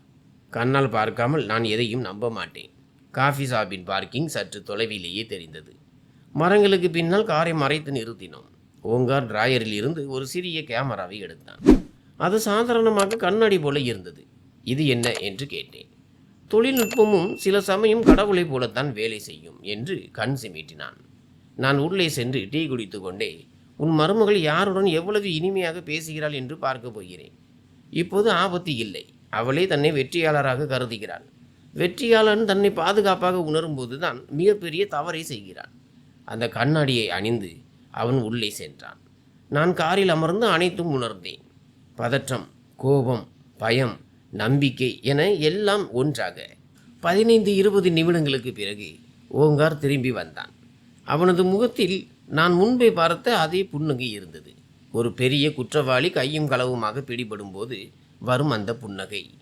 மூச்சை பிடித்து கொண்டு கேட்டேன், என் மருமகள் தனியாக இல்லையா? காரில் ஏறியதும் அவன் சொன்னான், அவள் ஒரு ஆளுடன் அமர்ந்திருக்கிறாள். வயது சுமார் 35. கான்ட்ராக்டர் போல உடல் வாக்கு, கைகளில் சிமெண்ட் மற்றும் மண் கரைகள். உடைகள் ஓரளவுக்கு நன்றாக இருந்தாலும் நடையிலும் பேஜிலும் ஒரு விதமான ரவுடித்தனம். இருவரும் ஒரே ஃபைலை பார்த்து கொண்டிருந்தார்கள். ரியா அடிக்கடி ஒரு இடத்தை காட்டி விரலால் சுட்டி காட்டி கொண்டிருந்தாள். ஒருவேளை அது சொத்து தொடர்பான ஆவணங்களாக இருக்கலாம். ஒரு விருந்தினருக்கான திட்டத்தை போடுவது போல அவர்கள் இருவரும் சிரித்து கொண்டிருந்தார்கள். என் கைகள் தானாகவே இறுக்கமடைந்தன. என்ன பேசுகிறார்கள் என்று கேட்டாயா என்று கேட்டேன். ஓரளவு என்றான் அவன். உங்கள் மருமகள் இப்போது வழி சுத்தமாகிவிட்டது. அந்த ஆவணங்கள் மட்டும் கிடைத்தால் போதும். பிறகு பாருங்கள், 7 ஆண்டுகள் காத்திருக்க வேண்டிய அவசியமே இருக்காது என்று சொன்னாள். அந்த கான்ட்ராக்டர் சிரித்து கொண்டே, நீ சொன்னாயல்லவா நான் அனைத்தையும் கவனித்துக் கொள்கிறேன் என்று. அந்த முதிய நீதிபதியும் அவனது நோய்வாய்ப்பட்ட மனைவியும் இப்போது சாம்பலாகி இருப்பார்கள் என்று சொன்னான். அந்த சத்தம் என் காதுகளில் வெடிகுண்டு போல ஒலித்தது. அந்த கான்ட்ராக்டரின் பெயர் என்று என்னை நானே கட்டுப்படுத்தி கொண்டு கேட்டேன். வெயிட்டருக்கு டிப்ஸ் கொடுக்கும்போது அவன் பில்லில் கையெழுத்திட்டான் என்று ஓங்கார் புன்னகையுடன் சொன்னான். அவன் எல்லாவற்றிலும் தன் அடையாளத்தை விட்டு செல்லும் பழக்கம் கொண்டவன் போலிருக்கிறது. கரண் சிங் பில்டர்ஸ் என்று எழுதியிருந்தது. இந்த நகரில் இப்படி 10 பேர் இருக்கலாம். ஆனால் நம்மிடம் அவன் முகத்தின் வீடியோ இருக்கிறது. அதுவே போதும். இப்போதுதான் உண்மையான வேலை தொடங்குகிறது. என்ன வேலை? இப்போது நாம் அவர்களை பின்தொடரப் போகிறோம். காரில் மட்டுமல்ல, மேலே இருந்தோம். மேலே இருந்தா? எனக்கு புரியவில்லை. ட்ரோன் என்றான். என் ஆபீஸில் ஒரு பையன் பார்ட் டைமாக வேலை செய்கிறான். முதலில் திருமண வீடியோக்களை எடுத்தான். இப்போது நமக்காக ரகசியமாக கண்காணிக்கிறான். அவனது ட்ரோன் மேகங்களை விட அமைதியானது. சத்தம் இல்லை, கண்கள் மட்டுமே. நாங்கள் காபி ஷாப்பில் இருந்து சற்று தள்ளி காரில் காத்திருந்தோம். அரை மணி நேரம் கழித்து ரியாவும் கரனும் வெளியே வந்தனர். ரியாவின் முகத்தில் அதே சோகம். கொஞ்ச நேரத்திற்கு முன் தீயில் எரிந்த வீட்டிற்கு வெளியே எப்படி இருந்தாலோ அதே போல. ஆனால் இந்த முறை அவள் கண்களில் ஒரு மின்னல் இருந்தது. உள்ளுக்குள் வெற்றியை கொண்டாடுவது போல. அவள் கரனின் கையை லேசாக தொட்டு சிரித்தாள். பிறகு தன் காரில் ஏறினாள். கரண் மற்றொரு காரில் ஏறினான். வீறு ஓங்கார் போனே அணைத்தான். நீ கரனின் காரை பின்தொடர். மருமகள் மேடத்தை நான் கவனிக்கிறேன். இருவரின் லொகேஷனையும் எனக்கு லைவாக அனுப்பு. ஹீரோவாக முயற்சி செய்யாதே. தூரத்தை பராமரி. அடுத்த 2-3 மணி நேரம் ஒரு விசித்திரமான ஓட்டத்தில் கழிந்தது. ரியா நகரின் வெவ்வேறு பகுதிகளுக்கு சென்றாள். ஒரு வங்கி, ஒரு இன்சூரன்ஸ் அலுவலகம், பின் ஒரு வழக்கறிஞரின் அலுவலகம். ஒவ்வொரு இடத்திலிருந்து வரும்போதும் அவள் முகத்தில் ஒரு திருப்தி. தன் திட்டத்தின் ஒரு புதிய படிக்கட்டை ஏறுவது போல. நான் காரில் அமர்ந்து ஒவ்வொரு லொக்கேஷனையும் அந்த சிறிய கருப்பு நோட்டு புத்தகத்தில் குறித்து கொண்டேன். நேரம், இடம், என்ன நடந்தது என எல்லாம். மாலை நேரம். ரியா காலனிக்கு திரும்பினாள். அழுது புலம்பும் நாடகத்தை தொடர. மறுபுறம் கரனின் கார் நகரை தாண்டி நெடுஞ்சாலைக்கு சென்றிருந்தது. நெடுஞ்சாலையில் செல்லும்போது வீருவின் குரல் ஃபோனில் உயர்ந்தது. சார், இவன் நகரை விட்டு வெளியேறுகிறான். தூரத்தை வைத்து பின்தொடர் என்று ஓங்கார் அறிவுறுத்தினான். அவன் எங்காவது ஆள் நடமாட்டம் இல்லாத இடத்தில் காரை நிறுத்தினால் உடனே லொக்கேஷன் அனுப்பு. அடுத்த வேலை நம்முடையது. மாலை இருளும் வேளையில் நாங்கள் மீண்டும் ஓங்காரின் அலுவலகத்திற்கு வந்தோம். எலும்புகளை உழுக்கும் சோர்வு இருந்தது. ஆனால் தூக்கம் என் கண்களை விட்டு வெகு தூரம் விலகி இருந்தது. அப்போதுதான் திரையில் ஒரு புதிய லொக்கேஷன் பாப் அப் ஆனது.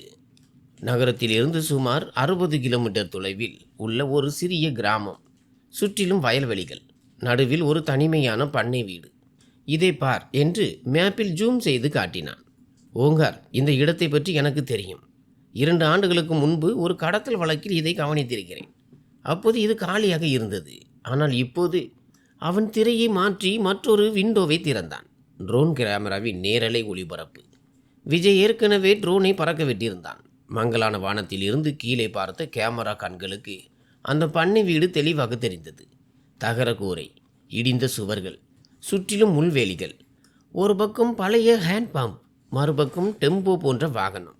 கரண் ஓட்டி வந்த அதே பழைய எஸ்யூவி கார். கரண் உள்ளே இருக்கிறான் என்று ஸ்பீக்கரில் விஜயின் குரல் கேட்டது. அவன் காரை வெளியே நிறுத்திவிட்டு நேராக உள்ளே சென்று விட்டான். கடந்த அரை மணி நேரமாக யாரும் வெளியே வரவில்லை. ஜன்னல்கள் என்று திரையில் இருந்து கண்களை எடுக்காமல் கேட்டேன். பெரும்பாலானவற்றில் செங்கற்கள் வைத்து அடைக்கப்பட்டுள்ளன சார் என்றான் விஜய். பின்புறம் ஒரே ஒரு சிறிய ஜன்னல் மட்டும் திறந்திருக்கிறது. அதன் மேல் தடிமண்ணான இரும்பு கிரில் இருக்கிறது. ஓங்கார் ட்ரோனை திருப்பி வீட்டின் பின்புறத்தை காட்ட சொன்னான். திரையில் வீட்டின் பின்பகுதி தெரிந்தது. நிஜமாகவே ஒரு சிறிய ஜன்னல். அதிலிருந்து மெல்லிய மஞ்சள் நிற வெளிச்சம் வெளியே வந்து கொண்டிருந்தது. நான் தெரியாமல் என் மூச்சை இழுத்து பிடித்து கொண்டேன். அதிகம் கீழே கொண்டு செல்லாதே என்று விஜயை எச்சரித்தான் ஓங்கார். யாராவது கேட்டுவிட்டால் ட்ரோன் மீது சுடக்கூடும். உள்ளே அசைவு இருந்தால் நமக்கு தெரியும் அளவு மட்டும் நெருக்கத்தில் வை. நாங்கள் மூவரும் சில நிமிடங்கள் அமைதியாக திரையை பார்த்து கொண்டிருந்தோம். பண்ணை வீடு வெளியில் இருந்து பார்ப்பதற்கு ஆள் அரவமற்ற கைவிடப்பட்ட வீடு போல இருந்தது. ஆனால் அந்த சிறிய ஜன்னலில் வெளிச்சம் அணைந்து எரிவது போல இருந்தது. உள்ளே யாரோ நடமாடுவது போல தெரிந்தது. திடீரென திரையில் ஒரு நிழல் தெரிந்தது. யாரோ பின்புற ஜன்னலுக்கு அருகில் வந்தனர். 2 வினாடிகள் நின்றனர். பிறகு பின்வாங்கி சென்றனர். மங்கலான உருவம் மட்டுமே தெரிந்தது. ஒரு மனிதன், மெலிந்த உடல்வாகு, குனிந்த தோள்கள், நடக்கும்போது ஒருவித பலவீனம். ஜூம் செய் என்று நான் தானாகவே முன்னால் குனிந்து கத்தினேன். ட்ரோன் இன்னும் நிலை பெற்றது. கேமராவின் குளோஸின் வசதியால் படம் சற்று தெளிவாக தெரிந்தது. ஆனாலும் முகம் தெரியும் அளவிற்கு தெளிவு இல்லை. அந்த நிழலின் கைகளில் ஏதோ கனமான ஒன்று இருந்தது. ஒருவேளை சங்கிலியாக இருக்கலாம், அல்லது வேறு ஏதாவது உலோக பொருள். இது யாராக இருக்கும் என்று விஜய் பயத்துடனும் ஆர்வத்துடனும் கேட்டான். என் தொண்டையில் ஏதோ ஒன்று அடைத்தது. கரண் இந்த ஆள் நடமாட்டம் இல்லாத இடத்தில் இவரைத்தான் வைத்திருக்கிறானா? கரண் இந்த ஆள் நடமாட்டம் இல்லாத இடத்தில் ஒரு அறையை உருவாக்கி யாரையாவது அடைத்து வைத்திருக்கிறான் என்றால் என்று ஓங்கார் வார்த்தைகளை நிதானமாக தேர்ந்தெடுத்து கூறினான். அப்படியானால் அந்த நபர் யாராக இருக்க அதிக வாய்ப்புள்ளது? என் விரல்கள் நோட்டு புத்தகத்தின் ஓரத்தில் நடுங்கிக் கொண்டிருந்தன. உன் மகன் என்று என் உள்ளுணர்வு கத்தியது. ஆனால் என் மூளை இன்னும் ஒரு நீதிபதியைப் போலவே வேலை செய்தது. பார்த்து உறுதி செய்ய வேண்டும், யூகிக்க கூடாது என்று குரலை முடிந்தவரை நிலையாக வைத்து கொண்டு கூறினேன். இப்போது நாம் பார்ப்போம். போலீஸை அழைப்பதற்கு முன் நமக்கு இன்னும் உறுதியான ஆதாரம் தேவை. இது நிஜமாகவே ஆரவ் என்றால் நாம் அவசரத்தில் போலீஸை அனுப்பிவிட்டால் கரணும் அவனது ஆட்களும் பயந்து போய் முதலில் அவனை தீர்த்து கட்டி விடுவார்கள். அப்படியென்றால் என்று ஓங்கார் என்னை பார்த்தான். கரணின் தினசரி நடவடிக்கைகளை நாம் கண்காணிக்க வேண்டும் என்றேன். எப்போது வருகிறான், எவ்வளவு நேரம் இருக்கிறான், என்ன பொருட்களை கொண்டு வருகிறான், அவன் யாரையாவது உள்ளே அடைத்து வைத்திருந்தால் உணவு, தண்ணீர், மருந்து என ஏதாவது கொண்டு வருவான். அது உள்ளே எத்தனை பேர் இருக்கிறார்கள், அவர்களின் நிலை என்ன என்பதை நமக்கு சொல்லும். அடுத்த 2 நாட்கள் கழிந்தன. பண்ணை வீட்டின் மீதும் நகரத்தில் ரியா மீதும் ஒரு கண் இருந்தது. விஜயின் ட்ரோன் நாளில் 2-3 முறை சென்று கவனித்து வரும். ஒவ்வொரு முறையும் அதே கரணின் கார் வரும். அவன் உள்ளே செல்வான். சிறிது நேரம் கழித்து ஒன்று வெறும் கையுடன் வருவான், அல்லது பிளாஸ்டிக் பைகளை எடுத்துக்கொண்டு உள்ளே செல்வான். பின்பக்க ஜன்னலில் அந்த நிழல் தெரிந்து கொண்டே இருந்தது. சிறையில் இருந்தாலும் நம்பிக்கையுடன் இருப்பவனைப் போல சில சமயம் 2 அடி முன்னால் பின்னால் நடப்பான். மறுபுறம் ரியா விளையாடி கொண்டிருந்தாள். வக்கீல் அலுவலகம், இன்சூரன்ஸ் அலுவலகம் என அலைந்து கொண்டிருந்தாள். அவள் ஃபோன் கால்களை கண்டறிய ஓங்காருக்கு சிறிது காலம் பிடித்தது. ஆனால் 3வது நாள் மாலை அந்த விவரங்கள் எங்கள் முன் இருந்தது. ஒரு நீண்ட பட்டியல். அதில் ஒரு எண் மீண்டும் மீண்டும் தெரிந்தது. அது கரணின் எண். 3 மாதங்களில் 200க்கும் மேற்பட்ட அழைப்புகள். ஓங்கார் அந்த பட்டியலை மேஜையில் தட்டி, இன்னும் ஏதாவது சொல்ல வேண்டுமா என்று கேட்டான். உங்கள் மருமகளும் இந்த கான்ட்ராக்டரும் 3 மாதங்களாக தினசரி சதி செய்து கொண்டிருக்கிறார்கள். ஆனால் உங்களுக்காக மெழுகுவர்த்தி ஏற்றி நடக்கும் நாடகத்தை அவள் அரங்கேற்றி கொண்டிருந்தாள். நான் அந்த ஆவணங்களில் இருந்து பார்வையை எடுத்து மீண்டும் திரையை பார்த்தேன். ட்ரோன் நேரலை ஓடிக்கொண்டிருந்தது. இந்த முறை இரவு நேரம். பண்ணை வீடு கருமை நிறத்தில் தெரிந்தது. பின்பக்க ஜன்னலில் இருந்து மட்டும் மெல்லிய மஞ்சள் வெளிச்சம் வந்தது. திடீரென கேமரா தெர்மல் மோடு மாற்றப்பட்டது. விஜய் புதிய வசதியை பயன்படுத்தினான். இப்போது திரையில் கருப்பு பின்னணியில் வெப்பமான பொருட்கள் மட்டுமே தெரிந்தன. கூரைக்குள் ஒரு பிரகாசமான சிவப்பு நிற புள்ளி, ஒரு டார்ச்சின் வெப்பத்தை போல.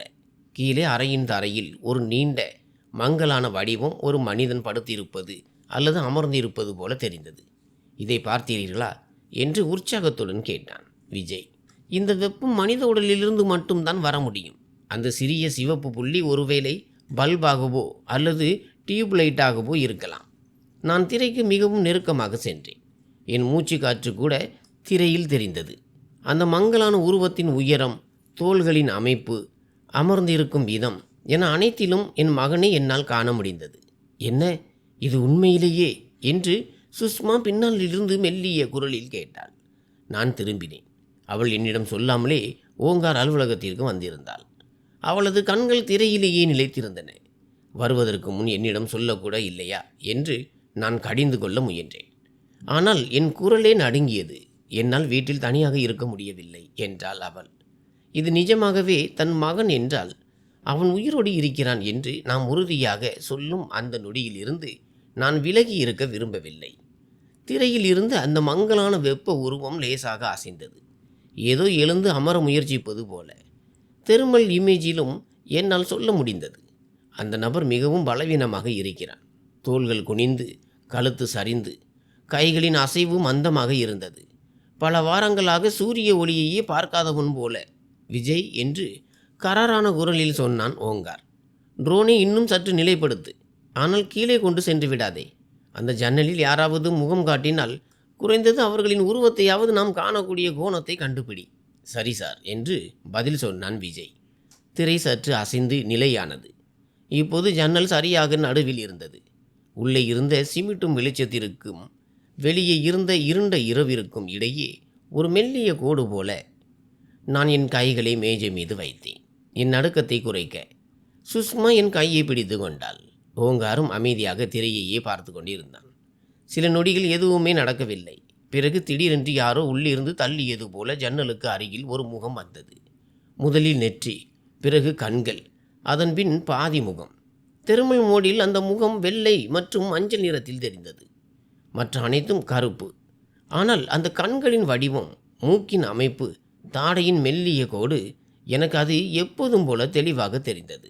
ராகவ் என்று சுஷ்மாவின் குரலில் அழுகையும் சிரிப்பும் கலந்திருந்தது. இது இது என் உதடுகள் காய்ந்து போயின. மிக கஷ்டப்பட்டு ஒரு வார்த்தையை சொன்னேன், ஆரவ். ஆனால் அதே நொடியில் ஜன்னலுக்கு அருகில் இருந்த அந்த முகத்திற்கு ஏதோ உணர்ந்திருக்க வேண்டும். அது வேகமாக பின்வாங்கியது. அறைக்குள் யாரோ கதவை பலமாக திறந்திருக்க வேண்டும். தெர்மல் இமேஜில் அது வெப்பத்துடன் கூடிய பெரிய உருவம் ஒன்று அறைக்குள் நுழைவது தெரிந்தது. திடீரென்று ட்ரோன் கேமராவின் மீது வெளியில் இருந்து யாரோ வெளிச்சம் பாய்ச்சினர். திரை ஒரு கணம் வெள்ளை நிறத்தில் ஜொலித்துவிட்டு பின் கருப்பாக மாறியது. சார், விஜயின் குரல் பதற்றமாக இருந்தது.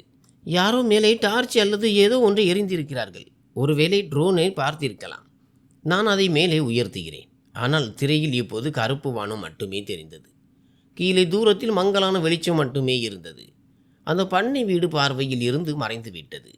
என் விரல்கள் மேஜையை எவ்வளவு பலமாக பிடித்துள்ளன என்றால் நகங்களின் கீழ் வலித்தது. போதும், அதுவே போதும் என்று ஓங்கார் மெதுவாக சொன்னான். உள்ளே யாரோ சிறை வைக்கப்பட்டுள்ளனர் என்பதையும் ஜன்னலுக்கு வந்த அந்த முகம் உங்கள் மகன் என்பதையும் நம்புவதற்கு நமக்கு வேறு என்ன சாட்சி வேண்டும்? ஆரோ உயிரோடு இருக்கிறான். அவன் அந்த நரகத்தில் அடைக்கப்பட்டு இருக்கிறான் என்று சட்ட ரீதியான வார்த்தைகளோ அல்லது எந்த விதமான தயக்கமோ இன்றி முதல் முறையாக உறுதியாக சொன்னேன். அறையில் சில நொடிகள் என் கனமான சுவாச சத்தம் மட்டுமே ஒலித்தது. பிறகு என் பாக்கெட்டில் இருந்து நோட்டு புத்தகத்தை எடுத்து முதன்முறையாக இன்றைய தேதியை குறித்து கொண்டேன். நாள் 31. பண்ணை வீட்டின் பின்புற ஜன்னலில் அடைக்கப்பட்டிருந்த மனிதனின் முதல் பார்வை. சந்தேகம் இல்லை, அது என் மகன். நான் பேனாவை நிறுத்திவிட்டு நிமிர்ந்து ஓங்காரை பார்த்தேன். இனி அடுத்த கட்டம் என்ன என்று கேட்டேன். ஓங்கார் ஒரு நீண்ட சுவாசம் எடுத்தான். பிறகு நேராக என் கண்களை பார்த்து சொன்னான், அடுத்த கட்டத்தை நீங்கள் இனி தனியாக செய்ய போவதில்லை ராகவ் சார். இனி இது வெறும் ஒரு தந்தையின் பயணம் மட்டுமல்ல, ஒரு முழுமையான வழக்கு. நாளை காலை முதல் நாம் போலீஸையும் சிஸ்டத்தையும் இந்த விளையாட்டில் இறக்குவோம். ஒரே ஒரு வித்தியாசம் என்னவென்றால், இந்த முறை அந்த சிஸ்டம் ரியாவின் கையில் இருக்காது, உங்கள் கட்டுப்பாட்டில் இருக்கும். நாளை காலை வரை என்று நடுங்கும் குரலில் கேட்டாள் சுஷ்மா. நாளை காலை வரை அவன் அவன் அங்கே இருப்பானா? அவள் கேள்விக்கு பதில் சொல்லும் முன் அந்த கடைசி தெருமல் பின்பத்தை என் மனக்கண்ணில் பார்த்தேன். பலவீனமாக மெலிந்து ஆனால் உயிரோடு மூழ்கும் மனிதன் ஒரு துரும்பை பிடிப்பது போல அவன் இருந்த அந்த ஒரு காட்சியை என் இதயத்தில் பிடித்து கொண்டேன். ஆம் என்று மெதுவாக ஆனால் மிகுந்த உறுதியுடன் சொன்னேன். அவன் அங்கேதான் இருப்பான். இந்த இரவு முடிந்தது முதல் அவன் இனி தனியாக இல்லை. அவனது அப்பா அவனது ஜன்னலை பார்த்து விட்டார் என்பது மட்டும் அவனுக்கு தெரியாது. அடுத்த 24 மணி நேரத்தில் என்ன நடக்கப் போகிறது என்பது எனக்கு தெரியாது. போலீஸின் போக்கு எப்படி இருக்கும்? கரணும் ரியாவும் எனக்கு தப்பிக்க முயற்சிப்பார்களா? சிஸ்டம் நமக்கு உதவுமா அல்லது மீண்டும் நம்மை தனியாக விட்டு விடுமா? எனக்கு ஒன்று மட்டும் தெரியும், விளையாட்டு இப்போது பகிரங்கமாக தொடங்கிவிட்டது. இந்த முறை எங்கள் பக்கம் ஒரு தந்தையின் கோபம் மட்டுமல்ல, ஒரு நீதிபதியின் அறிவும் இருந்தது. உண்மையான புயல் வரவிருந்தது. அடுத்த நாள் காலை ஃபோனின் சத்தத்தால் தான் நான் விழித்தேன். திரையில் ஓங்காரின் பெயர் மின்னியது. நான் ஃபோனை எடுத்தேன். அவன் எந்த சுற்றும் இல்லாமல் நேரடியாக சொன்னான், ராகவ் சார், இன்று இன்னும் காத்திருப்பது அந்த பையனின் சுவாசத்துடன் விளையாடுவதற்கு சமம். இப்போது போலீஸை உள்ளே கொண்டு வந்தே ஆக வேண்டும். நான் சுஷ்மாவை பார்த்தேன்.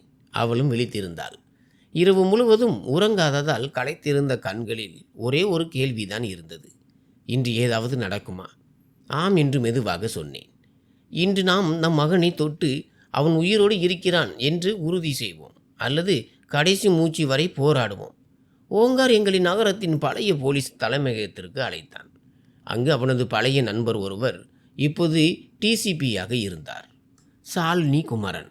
அவள் ஒரு காலத்தில் எனது நீதிமன்றத்திற்கு புதிய வழக்குகளை கொண்டு வந்தவள். கண்களில் தீயுடனும் ஃபைல்களில் உண்மையுடனும் இருப்பவள். இன்று அவள் அந்த நாற்காலியில் இருந்தாள். நான் அவளுக்கு முன்னால் நின்றேன். என்னை பார்த்ததும் அவள் இருக்கையை விட்டு எழுந்து சார் என்று கூறினாள். அவளது கண்கள் லேசாக கலங்கின. நீங்கள் இருவரும் இல்லை என்று மக்கள் பேசிக்கொண்டார்கள். நீங்கள் இனி இல்லை என்றுதான் நான் நினைத்தேன். அதுதான் இந்த விளையாட்டின் தந்திரம் என்று அமைதியான குரலில் சொன்னேன். நாங்கள் உண்மையில் இருந்திருந்தால் இன்று இதை பேசுவதற்கு உயிரோடு இருந்திருக்க மாட்டோம். ஆனால் இது 2 முதியவர்களின் உயிர் பற்றியோ அல்லது எங்களின் சொத்துக்கள் பற்றியோ அல்ல. இது எங்களுக்காக எங்கோ ஒரு இருட்டு அறையில் தன் மூச்சை கணக்கிட்டு கொண்டிருக்கும் ஒரு பையனை பற்றியது. நாங்கள் அவளிடம் அனைத்தையும் காட்டினோம். ட்ரோன் காட்சிகளை, பண்ணை வீட்டின் லொக்கேஷனை, கால் விவரங்களை, காஃபி ஷாப்பிற்கு வெளியே எடுத்த வீடியோவை, ரியாவும் கரனும் ஃபைல்களை பார்த்து கொண்டிருந்த புகைப்படங்களை, என் நோட்டு புத்தகத்தில் எழுதப்பட்டிருந்த தினசரி குறிப்புகளை மற்றும் நேற்று இரவு தெருமல் இமேஜில் தெரிந்த அந்த மங்கலான முகத்தை. சாலினி நீண்ட நேரம் அமைதியாக அனைத்தையும் பார்த்து கொண்டிருந்தாள். பல ஆண்டுகளுக்கு முன்பு ஒரு வழக்கை முழு பலத்துடன் அணுகும்போது அவள் முகத்தில் இருந்த அதே தீவிரமான பாவம் இப்போது அவளிடம் மீண்டும் வந்திருந்தது. இது ஒரு சாதாரண மனிதரிடமிருந்து வந்திருந்தால் என்று முடிவில் அவள் கூறினாள். ஒருவேளை நான் இது வெறும் சந்தேகம்தான் என்று சொல்லியிருப்பேன். ஆனால் ராகவ் போன்ற ஒரு மனிதர் இதை சொல்லும்போது, யாருடைய நீதிமன்றத்தில் நான் சாட்சி சொல்லியிருக்கிறேனோ, இது வெறும் சந்தேகம் அல்ல, இது அபாயம் அணி. நாம் உடனடியாக நடவடிக்கை எடுக்க வேண்டும், ஆனால் மிகவும் கவனமாக. முதலில் என்ன செய்ய வேண்டும் என்று கேட்டேன். முதலில் என்று தீவிரத்துடன் சொன்னால், நீங்கள் இருவரும் மீண்டும் உயிரோடு வந்ததாக வெளியே தெரியக்கூடாது. குறைந்தபட்சம் இந்த ஆபரேஷன் முடியும் வரை சிஸ்டத்தின் ஆவணங்களில் உங்கள் அடையாளம் மிக சிலருக்கு மட்டுமே தெரிந்திருக்க வேண்டும். நான், ஓங்கார், 2 நம்பகமான அதிகாரிகள் மற்றும் இந்த ட்ரோனை இயக்கிய தொழில்நுட்ப குழுவினர் ஆகியோருக்கு மட்டுமே நீங்கள் உயிரோடு இருப்பது தெரியும். மற்றபடி மற்றவர்களுக்கு நீங்கள் இருவரும் நேற்று இரவு செய்தித்தாள்களின் தலைப்பு செய்தியாக வந்த அதே தீ விபத்தில் சிக்கிய முதிய தம்பதி தான். எத்தனை குறைவானவர்களுக்கு உண்மை தெரியுமோ அவ்வளவு பாதுகாப்பாக இருப்பான் உங்கள் மகன். அவள் தன் 2 நம்பகமான அதிகாரிகளை அழைத்தாள், இன்ஸ்பெக்டர் கான் மற்றும் சப் இன்ஸ்பெக்டர் சீமா. இருவரும் எந்தவித சந்தேகமும் இன்றி முழு வழக்கையும் கேட்டு காட்சிகளை பார்த்துவிட்டு உடனடியாக தயாரானார்கள். ஒரு பெரிய வரைபடத்தில் பண்ணை வீட்டை சுற்றிலும் எப்படி வளையமிடுவது என்பது குறித்து திட்டமிட்டார்கள். எந்த பாதையில் செல்வது, யார் வெளியே நிற்பது, யார் உள்ளே நுழைவது, ஆயுதங்கள் இருந்தால் என்ன செய்வது, நேருக்கு நேர் மோதல் ஏற்பட்டால் எப்படி சமாளிப்பது, நானும் வருகிறேன் என்று உறுதியாக சொன்னேன். சார், இது ஒரு ஆபரேஷன், பிக்னிக் அல்ல என்று இன்ஸ்பெக்டர் கான் பணிவுடன் சொன்னார். நீங்கள் அங்கு இருப்பது ஆபத்தை அதிகரிக்கும், குறைக்காது, எனக்கு தெரியும் என்று அமைதியான குரலில் சொன்னேன். ஆனால் நான் ஒன்றும் புதிய பையன் அல்ல. 30 ஆண்டுகளாக குற்றவாளிகளின் முகங்களை படித்திருக்கிறேன். அவர்களின் நடமாட்டத்தை கவனித்திருக்கிறேன். நான் பண்ணை வீட்டிற்குள் செல்ல மாட்டேன், ஆனால் அங்கு இருக்க விரும்புகிறேன். என் மகன் வெளியே வரும் அந்த நொடியில் நான் திரையில் மட்டும் பார்க்காமல் நேரில் பார்க்க வேண்டும். சாலினி சிறிது நேரம் என்னை பார்த்தாள். பிறகு மெதுவாக சொன்னால், நீங்கள் ஆபரேஷன் வாகனத்தில் அமர வேண்டும். வெளியே எந்த வீரதீர செயலும் செய்ய மாட்டேன் என்று வாக்குறுதி கொடுங்கள்.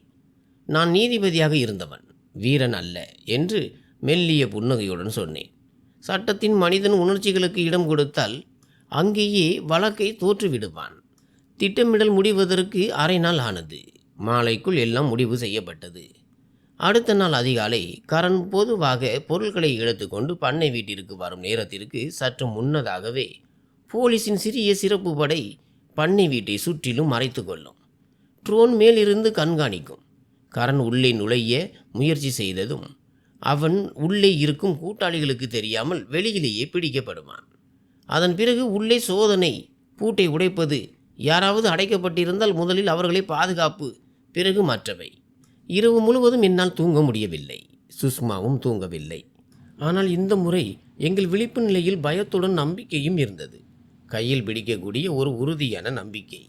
அதிகாலை 4 மணிக்கு நாங்கள் போலீஸ் தலைமையகத்தை அடைந்தோம். அங்கிருந்து தான் ஆபரேஷன் தொடங்கி இருந்தது.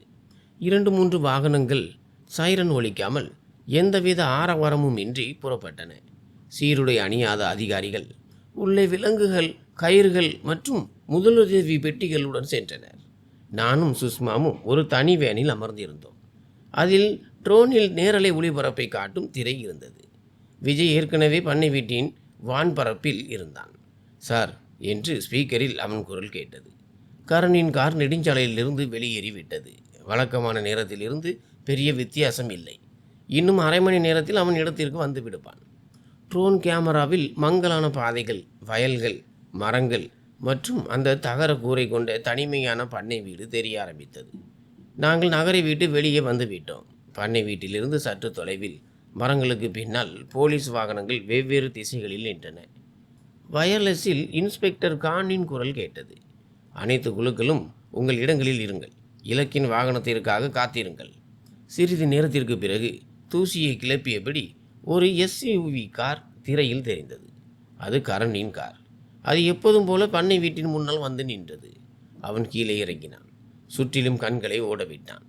ஆனால் வயல்வெளி புதர்களுக்குள் மறைந்திருந்த போலீஸை அவனால் பார்க்க முடியவில்லை.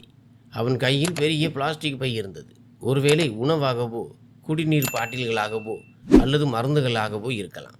கடந்த பல நாட்களாக ட்ரோனில் பார்த்தது போலவே இருந்தது. குழு தயார் என்று மெதுவாக சொன்னான் கான். அவன் கதவு வரை சென்றதும் சிக்னல் கிடைத்ததும் சுற்றி வளையுங்கள். கரண் கதவை நோக்கி 2 அடிகள் மட்டுமே எடுத்து வைத்திருந்தான். திடீரென புதர்களுக்கு பின்னால் இருந்து 2 நிழல்கள் அவன் மீது பாய்ந்தன. கைகளை மேலே தூக்கு. கானின் கர்ச்சிக்கும் குரல் எங்கள் காதுகளில் ஒலித்தது. போலீஸ், தப்பிக்க முயற்சி செய்யாதே, கான் கத்தினான். கரண் பதற்றமடைந்து பின்வாங்க முயன்றான். ஆனால் 2 அதிகாரிகள் அவனை பிடித்து கொண்டனர். ஒரு கணம் அவன் தன் முழு பலத்தையும் கொண்டு விடுபட முயற்சித்தான். ஆனால் துப்பாக்கியின் பிரகாசம் அவன் கண்களில் பட்டதும் அவனது தோள்கள் சோர்ந்து போயின. நான் என்ன செய்தேன் என்று திணறினான். நான் என்ன சட்டத்தை உடைத்தேன்? இது தனியார் சொத்து. சட்டத்தை உடைத்தவர்களின் பட்டியல் இவ்வளவு நீளமாக இருக்கிறது. அதை நின்று கொண்டே சொல்லிவிட முடியாது என்று கசப்பான குரலில் சொன்னான் கான். உள்ளே சென்று சொல்கிறோம். முதலில் விலங்கு போடு. திரையில் நாங்கள் இதை பார்த்து கொண்டிருந்தோம். கரணின் கைகளை முதுகுக்கு பின்னால் வளைத்து விலங்கிட்டார்கள். அவனது கண்களில் இருந்த பயம் தெளிவாக தெரிந்தது.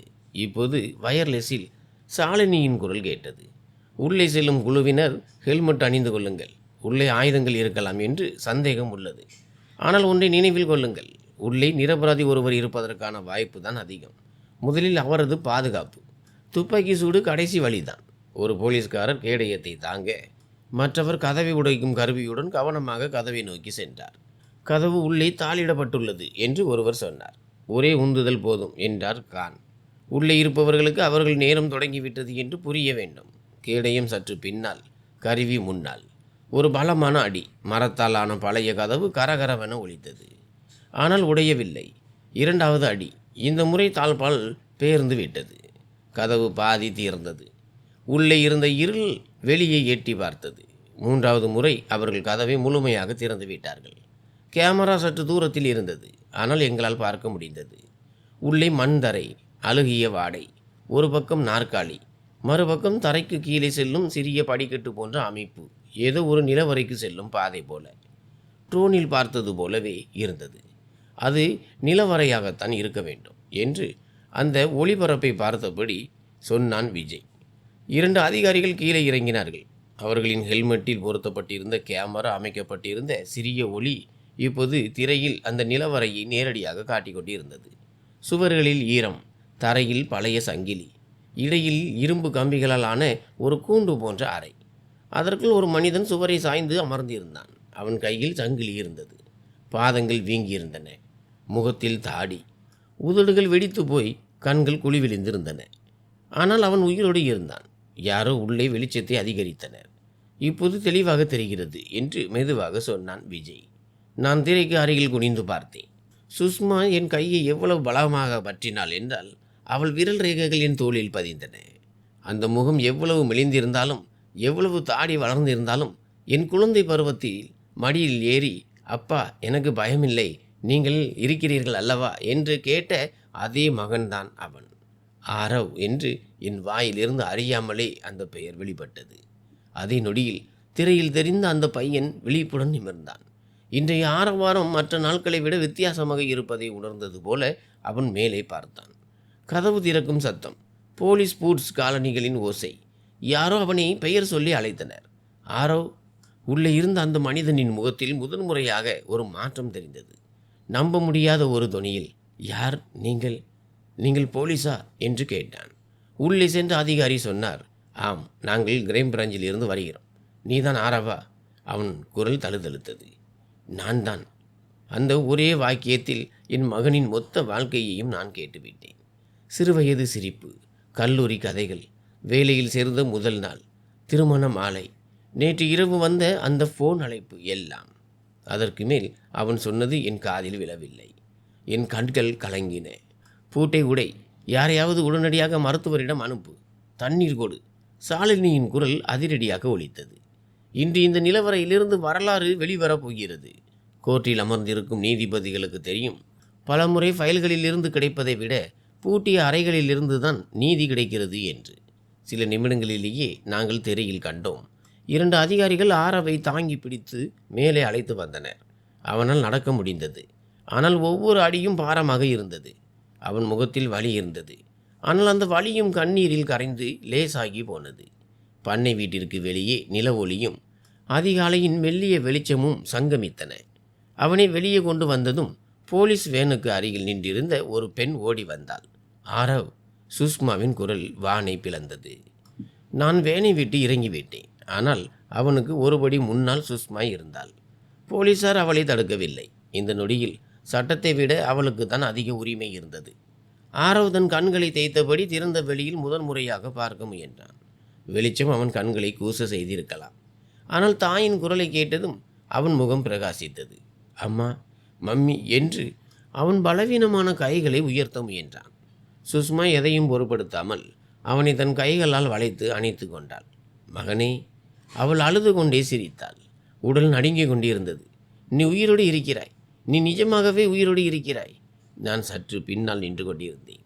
என் கால்கள் நிலத்தில் ஊன்றியது போல அசையாமல் நின்றன. பிறகு கடந்த 1 மாதமாக நான் தினமும் கனவில் கண்ட அந்த தருணம் வந்தது. ஆரவின் பார்வை என் பக்கம் திரும்பியது. அவன் என்னை சில நொடிகள் நம்ப முடியாதது போல பார்த்தான். அப்பா. அவனது குரல் உடைந்திருந்தது. ஆனால் தெளிவாக இருந்தது. நீங்கள் இறந்து விடவில்லையா? நான் அவன் அருகே சென்றேன். அவனது 2 தோள்களிலும் கைகளை வைத்து அவன் கண்களை பார்த்தேன். நீ சொன்னாய் அல்லவா என்று என் தொண்டையில் சிக்கியிருந்த உணர்ச்சிகளை வெளியே கொண்டு வந்து சொன்னேன். அப்பா, உடனே அம்மாவை அழைத்து கொண்டு வீட்டை விட்டு வெளியேறுங்கள். அவள் உங்களை எரித்து விடுவாள் என்று நீ எச்சரித்தாய். மகனே, இன்று நாங்கள் இங்கே இருக்கிறோம் என்றால் உன்னுடைய அந்த ஒரு ஃபோன் அழைப்பு தான் காரணம். நீ எங்களை காப்பாற்றினாய். இப்போது உன்னை திரும்ப அழைத்து வருவது எங்கள் முறை. அவன் அழுது கொண்டே சிரிக்க முயன்றான். ஆனால் அவன் முகத்தில் வலி பரவியது. அதிகாரிகள் உடனடியாக ஸ்ட்ரெச்சரை அழைத்தனர். மருத்துவர் அவனை விரைவாக ஆம்புலன்ஸில் ஏற்றினார். சாலினி என்னிடம் வந்தாள். அவளது முகத்தில் ஒரு கண்டிப்பான அதிகாரியின் இறுக்கம் இல்லை, மாறாக ஒரு மனித தன்மையின் மென்மை இருந்தது. சார், இப்போது அடுத்த கட்டம் தொடங்குகிறது. ரியா மற்றும் கரண். கரண் நம்மிடம் இருக்கிறான். அவன் வாய் திறக்க மறுக்கிறான். ஆனால் ஆதாரங்களுக்கு முன்னால் எவ்வளவு காலம் தாக்குப்பிடிப்பான்? உங்கள் மருமகளை பொறுத்தவரை விளையாட்டு இன்னும் அவளது விருப்பப்படியே நடப்பதாக அவள் நினைத்து கொண்டிருப்பாள். இனிமேல்தான் அவள் உண்மையை அறியப் போகிறாள் என்றாள் சாலினி. சதுரங்க ஆட்டத்தில் ராஜாவை கொல்வதற்கு முன் ஒன்று யோசிக்க வேண்டும். ராஜாவிற்கும் நகர தெரியும் என்று மெதுவாக சொன்னேன். அடுத்த சில நாட்களில் நடந்தவை பல ஆண்டுகளாக நான் நீதிமன்றத்தில் பார்த்து வந்தவைதான். ஆனால் இந்த முறை நான் நீதிபதி இருக்கையில் இல்லை, சாட்சிகளின் பெஞ்சில் அமர்ந்திருந்தேன். கரணில் இருந்து தொடங்கினோம். முதலில் அவன் மௌனமாக இருந்தான். எதுவும் பேசக்கூடாது என்று வக்கீல் அவனுக்கு கற்றுக் கொடுத்திருந்தார். ஆனால் அந்த பெண்ணின் கடத்தல் வழக்கு, எரிக்கப்பட்ட கட்டிடங்களின் காப்பீடு வழக்கு, ரியாவுடனான அவனது கால் விவரங்கள் மற்றும் காஃபி ஷாப்பின் வீடியோக்கள் அவன் முன் வைக்கப்பட்ட போது அவன் முகம் வெளுத்து போனது. பண்ணை வீட்டில் கிடைத்த சங்கிலிகள், நிலவரையின் நிலை, ட்ரோன் காட்சிகள், தெர்மல் இமேஜ்கள், ஆரவ் எப்படி மருந்து கலந்து மயக்கப்பட்டு பின்பு நிலவரையில் விழித்தான் என்ற வாக்குமூலம், கரணின் மிரட்டல்கள், ஃபோனில் ரியா கொடுத்த கட்டளைகள், இவை அனைத்தும் படிப்படியாக போலீஸ் முன் ஒரு முழுமையான கதையாக விரிந்தது. சட்ட மொழியில் இதை ஃபுல் ப்ரூஃப் கேஸ் என்பார்கள். மனித மொழியில் சொன்னால் தப்பி செல்ல இனி வழியே இல்லை. சில வாரங்களிலேயே ரியாவும் கைது செய்யப்பட்டாள்.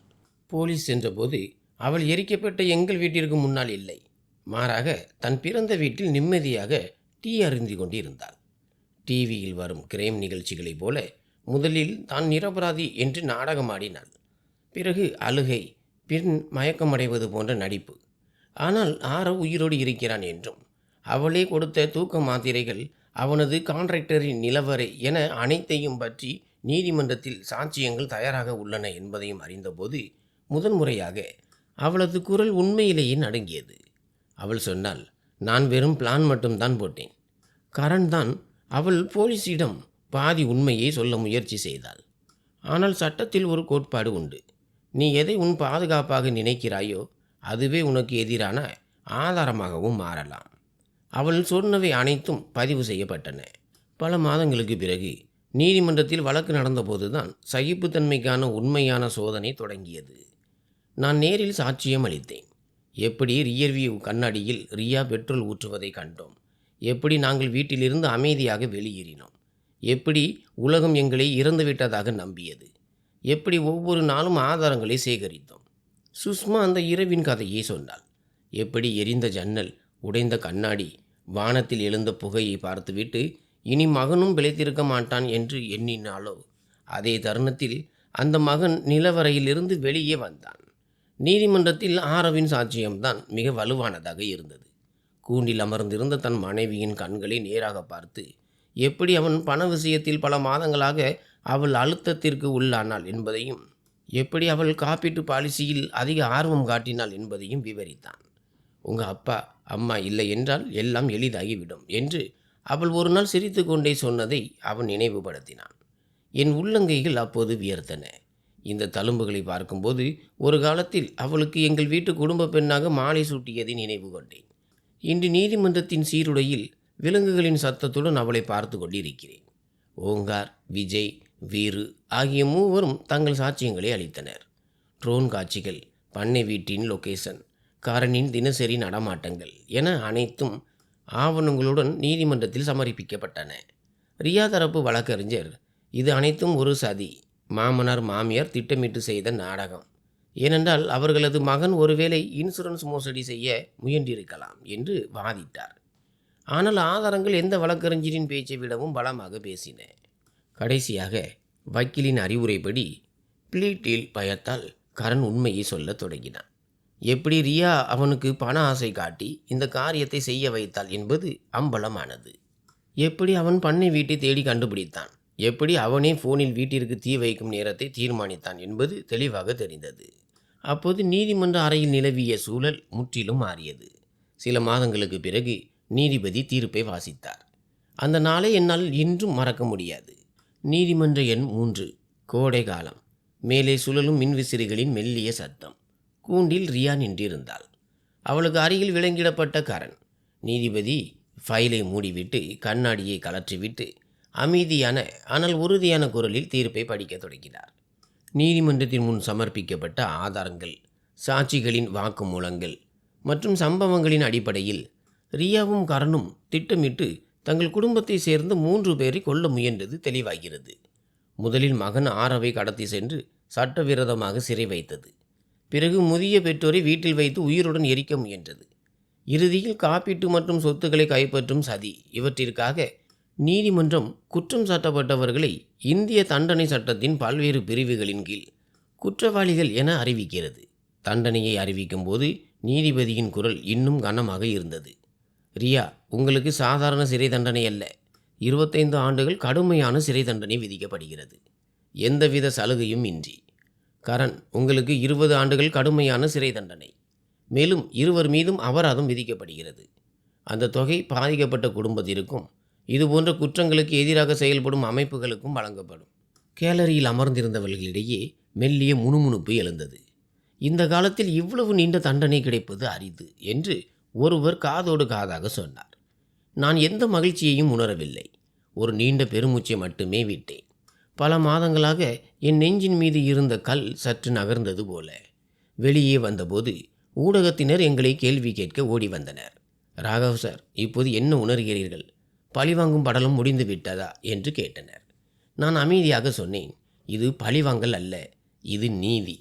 பழிவாங்கலில் கோபம்தான் வெளிப்படும், ஆனால் நீதியில்தான் அழுக்குகள் சுத்தம் செய்யப்படுகின்றன. நான் என் மகனின் துயரத்திற்காக என் அறையில் அமர்ந்து அழுது கொண்டிருக்கலாம். ஆனால் நான் சிஸ்டத்தின் மீது நம்பிக்கை வைக்க முடிவு செய்தேன். ஏனென்றால் எனக்கு தெரியும், சட்டத்தை கையில் எடுத்தால் ஒரு வழக்கு முடிவதற்கு பதிலாக 100 வழக்குகளை சந்திக்க நேரிடும். காலம் நகர்ந்தது. பாதியளவு எரிந்திருந்த எங்கள் பழைய வீடு நகராட்சி உதவி, காப்பீட்டு நிறுவனம் மற்றும் எனது ஓய்வூதிய பணத்தை கொண்டு மீண்டும் கட்டப்பட்டது. இந்த முறை அதன் வரைபடத்தில் சிறிய மாற்றங்களை செய்தோம். ஒரு காலத்தில் விருந்தினர் அறையாக இருந்த ரியா பல நாட்கள் அழுகை நாடகமாடிய அந்த இடத்தில் இப்போது ஒரு சிறிய அறை உள்ளது. அதன் நடுவில் ஒரு சிறிய பூஜை மேடை, சுற்றிலும் புத்தக அலமாரிகள் மற்றும் ஒரு சுவரில் 3 புகைப்படங்கள் மட்டும். எனது மற்றும் சுஷ்மாவின் திருமண புகைப்படம், சிறிய ஆரவின் புகைப்படம் மற்றும் மருத்துவமனையிலிருந்து வந்த பிறகு நாங்கள் 3 எடுத்த புகைப்படம். அதில் நாங்கள் களைப்பாக இருந்தாலும் கண்களில் நம்பிக்கை மின்னியது. நான் அந்த அறைக்குள் செல்லும் போதெல்லாம் வீடு என்பது செங்கல், சிமெண்ட் மற்றும் தடவாளங்களால் மட்டும் உருவாவதில்லை என்பதை உணர்வேன். வீடு நம்பிக்கையால் உருவானது. அதே நம்பிக்கையை யாராவது தீயிட்டு கொளுத்தும் போது சுவர்கள் எரிவதில்லை, மனிதர்கள் தான் எரிகிறார்கள். அதனால் அந்த வழியிலிருந்து எங்களுக்காக மட்டுமல்ல, மற்றவர்களுக்கும் ஒரு பாடத்தை கற்றுக் கொடுக்க முடிவு செய்தோம். ரியா மற்றும் கரனிடமிருந்து வசூலிக்கப்பட்ட அபராத தொகையில் ஒரு பெரிய பகுதியை நாங்கள் வங்கி பணமாக வைத்து கொள்ளவில்லை. குடும்ப வன்முறை மற்றும் துரோகத்தால் பாதிக்கப்பட்ட முதியவர்களுக்கும் பெண்களுக்கும் உதவும் ஒரு அமைப்பிற்கு அதை வழங்கிவிட்டோம். எங்கள் வழி மற்றவர்களுக்கும் மருந்தாக மாறினால் அந்த வடுக்கள் சற்று ஆறிப்போகும் என்று சுஷ்மா சொன்னாள். ஆரவ் மெதுவாக இயல்பு வாழ்க்கைக்கு திரும்பினான். முதலில் அவன் மனநல ஆலோசனைகளை பெற்றான். அந்த நாட்களின் பயம் மற்றும் சிறைவாசம் குறித்த நினைவுகளை துடைக்க அவனுக்கு கால அவகாசம் தேவைப்பட்டது. பல முறை நள்ளிரவில் திடீரென வியர்வையில் நனைந்தபடி எழுந்து, நான் மீண்டும் அந்த நிலவறைக்குள் இருக்கிறேன் என்று அலறுவான். நாங்கள் இருவரும் அவன் அருகில் அமர்ந்து கொள்வோம். அவன் தலைமுடியை தடவி கொடுத்து, இல்லை மகனே, அந்த நிலவறை இனி சட்டத்தின் ஃபைல்களில் மட்டுமே இருக்கும், உன் வாழ்க்கையில் அல்ல என்று நான் ஆறுதல் கூறுவேன். சில மாதங்களுக்கு பிறகு அவன் மீண்டும் வேலைக்கு சென்றான். இந்த முறை பெரிய நிறுவனத்தில் அல்ல, ஒரு சிறிய நிறுவனத்தில். அங்கு நேரமும் சூழலும் அமைதியாக இருந்தது. அவனும் தனது எல்லைகளை உணர்ந்து கொண்டான். நாங்களும் புரிந்து கொண்டோம். நான் என்ன செய்தேன்? நான் மீண்டும் நீதிபதி பதவிக்கு திரும்பவில்லை. ஆனால் ஒரு காரியத்தை செய்ய தொடங்கினேன். வாரத்திற்கு ஒரு முறை நகரத்தின் ஒரு சிறிய சமூக கூடத்திற்கு சென்று முதியவர்களுக்கும் இளைஞர்களுக்கும் சட்டம் மற்றும் நம்பிக்கை பற்றி பேசுகிறேன். அங்கு நான் பெரிய சொற்பொழிவுகளை ஆற்றுவதில்லை. மாறாக ஒன்றுதான் புரிய வைக்கிறேன், எந்த ஒரு விஷயத்திலும் கண்மூடித்தனமான நம்பிக்கை ஆபத்தானது என்பதை. ஆபத்தானது, அதேபோல் அனைவரையும் சந்தேகப்படுத்துவதும் ஆபத்தானது. உண்மையான வலிமை என்பது கேள்வி கேட்பதற்கான துணிச்சல் மற்றும் உண்மையை நேருக்கு நேர் பார்த்து அதிலிருந்து விலகாமல் இருக்கும் பழக்கம்தான். சில சமயம் முதியவர்கள் என்னிடம் வந்து மெதுவாக என் மகன், என் மருமகள் என்று சொல்லி அழத் தொடங்குவார்கள். நான் அவர்களை பார்க்கும்போது என் மனம் நினைக்கும், எங்கள் கதை எங்களுடையது மட்டுமல்ல, பலருடையது. வித்தியாசம் என்னவென்றால் எங்களுக்கு உண்மை சற்று விரைவாக தெரிந்துவிட்டது. அந்த தீ விபத்து நடந்த அதே நாளில் 1 வருடம் கழித்து நாங்கள் மூவரும், நானும் சுஷ்மாவும் ஆரவும், எங்கள் புதிதாக கட்டப்பட்ட வீட்டின் மாடியில் நின்றிருந்தோம்.